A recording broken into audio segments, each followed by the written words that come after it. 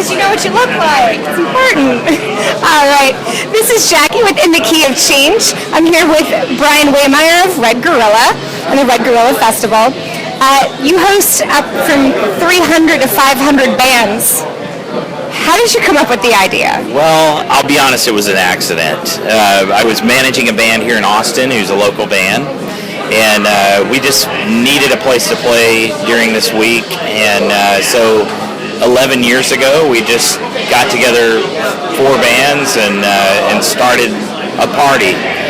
And we did, it ran as sort of a party for the first few years, and in our 4th year we had 125 or so bands, and so at that point we kind of decided, hey, we have to brand this thing, it's just getting out of control. So that was about 2006, we rebranded as Red Gorilla Music Fest. How do you keep all those acts organized? In Excel. I mean, literally in an Excel document. It's, we really have, because we've grown from 4 bands to 12 to 27 to, each year it gets bigger, but the same process just sort of works. No matter how many bands we have, it's the same process.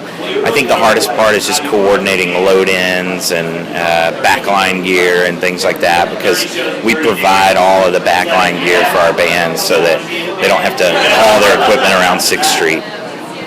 The cobblestone does not sound like it would be very easy to load all that gear. No, it's not. We start loading on Sunday typically, so for a Tuesday downbeat. Why is it so important that these bands be free and fans don't have to have a South by Southwest badge to see them? Well, we started the event really to expose local bands. And we just found that having a free event was just great exposure for any band. When there's a ticketed event, it becomes very exclusive sometimes, and we just wanted, really our motto from the beginning has been everybody's a VIP at Red Gorilla. So we just want to open it up to anybody who wants to come in. There are a lot of industry people here, but for the most part, it's about the fans and just getting your music in front of the fans for us. Oh, that's awesome. So what are some memorable performances, either way back when you got started or recently? Well, there's been a few. Andrew WK was a great, memorable performance for us. Family Force 5 was fantastic. The Alternate Roots, before they really took off, played here. Colt Ford, one of our country artists that we really span the genres. So there have been a lot of great performances. It's hard to remember because we do about 400 to 500 bands a year, so it's hard to remember them all. But I would say Andrew WK was one of my top shows.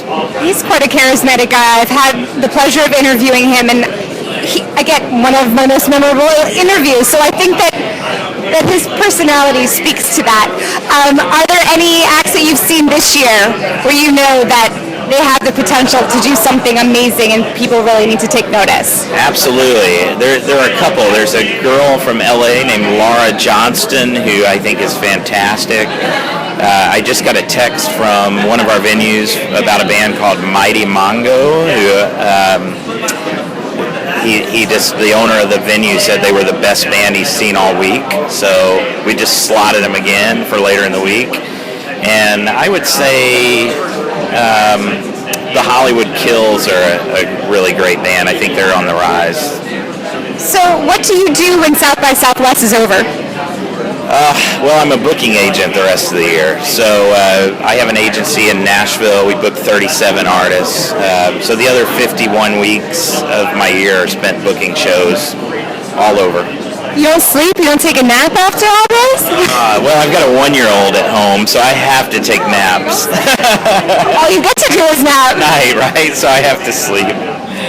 Fair enough. Well, stay tuned for more from Red Gorilla. This is Jackie with Inthekeyofchange.com.